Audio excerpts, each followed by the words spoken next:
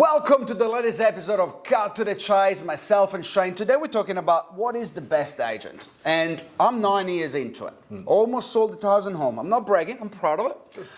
And I've came to the conclusion of what a good agent is. And there is many parameters, right? You know, you got to be this and that. But the essence, in my opinion, and we have, by the way, we never script this. We got a topic, but we just we just wing it basically.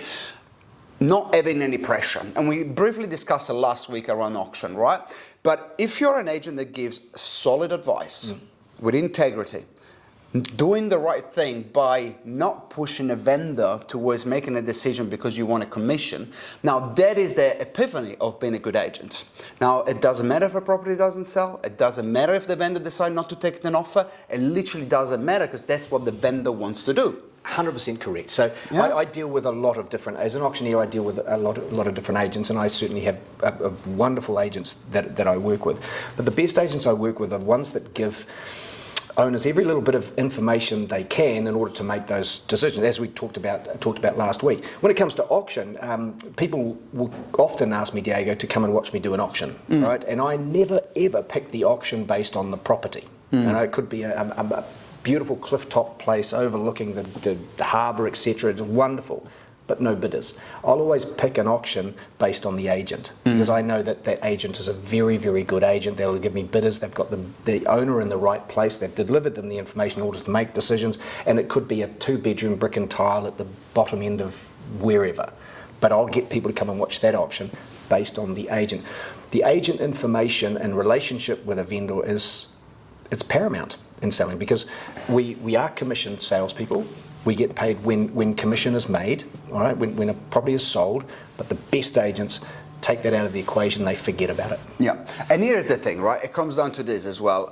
If you want longevity, in this industry, the reputation for the longevity comes out of people saying, Diego supported me. Diego didn't push me. Diego gave me the information and helped me make a decision, not push me to make a decision. I'm so glad you talk like that, because that's really important to me. I'm a dad. My reputation is really important to me.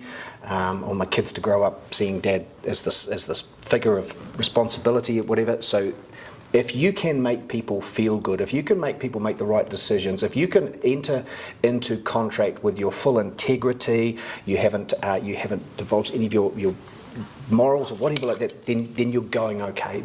You're the person I want to work with. The person I want you to sell my home is someone that is a straight shooter, is a wonderful agent, is full of integrity, and is going to help me make decisions whether they are to sell or not to sell. Yeah, and it's easier said than done, right? But I think once you remove the commission breath, and that's a term in real estate, once you're not desperate, and unfortunately it's the chicken and the egg, right? Because sometimes you are desperate and it takes some time. I don't think I ever had a commission breath. I've got very successful very fast, but I can understand.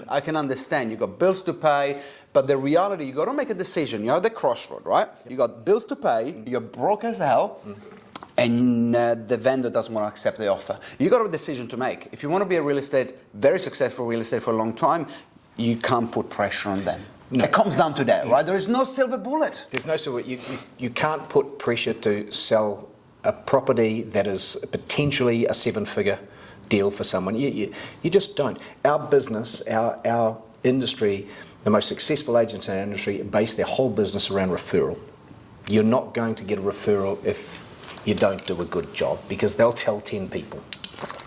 It's before we finish up, one of the best compliments is when I lose a listing, fine, and then I get a referral from the family because the mum and dad needs to sell. They obviously did not refer the agent that was selling the house. They sold the house, right? That is the best compliment, because people make a decision and then they realize that they've not made the best decision, right? So integrity and longevity, that's what it comes down to. And just being straight up. Thanks for watching Cut to the Chase. Like, share and subscribe.